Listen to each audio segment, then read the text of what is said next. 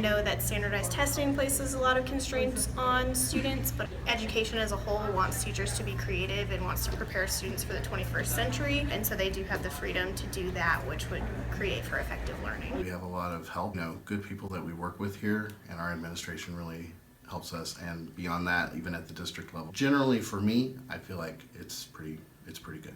Well, as a special education teacher, I think it's hard that the expectation is the same for our kids as it is for general ed kids, especially the level that I teach.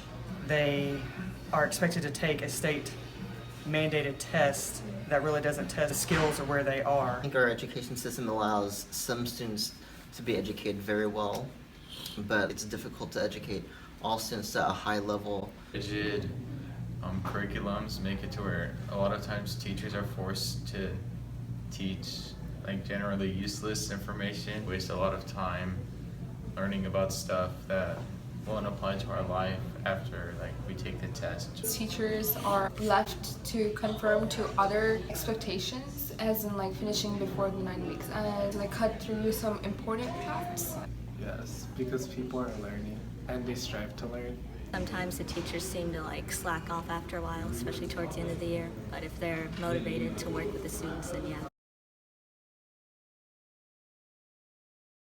Getting rid of standardized testing would probably be the biggest thing that I would recommend. I just say that because I feel like it limits what I can teach students, because I ultimately have to make sure that they are ready for that test. If we didn't have that test and just focused more on 21st century learning, career readiness.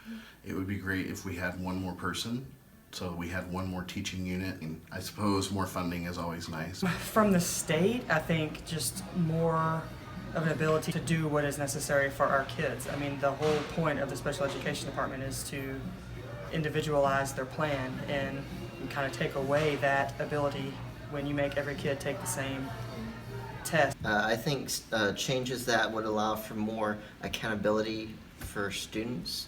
For example, more interaction with parents, discipline at home and at school, and allowing students to fail if they fail. I'm pretty self-motivated, but I know a lot of people can't motivate themselves, so maybe outside incentives might help them. Stop the 9-week grading schedule. We should focus on our wants and what we want to be for the future instead of just learning everything. If I had better access to maybe better technology in the school. Unfortunately, students thrive on competition, and a lot of times you see it, especially with the upper level students, competing for every last point. I think that students should have more of an intrinsic motivation and a love for learning that strives them to be successful, and not just trying to get all the awards. Even if it's just playing tests and you know that you're having to play out in the open, not even necessarily a competition, but you really have to be accountable. And so I think sometimes that really helps to make sure that the work is done, but I don't know that it's necessary all the time. In a general sense, competition is good. I think it pushes you to do your best. It's good for people that have intrinsic motivation. I don't think it's necessarily good for everyone, especially in the special ed world. If you start making kids compete against each other, they may lose some self-esteem. I don't think competition is necessary, but I think for some people it can be a good motivational tool. Without rankings or grades, it's hard to see students doing more than just what's necessary, because competition always has a reward. It's good to an extent, but then again, after one point, kids just kind of quit. No, you should be doing it for yourself, not to beat other people. It relates to my golf career, because if I didn't have competition, then I wouldn't try and get better.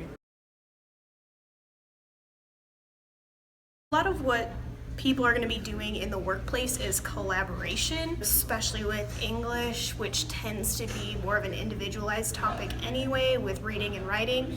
You need to integrate a lot more collaboration. Maybe putting together a presentation with a group of people at your office, and it's not just one person doing all the work. So you need to learn how to work together.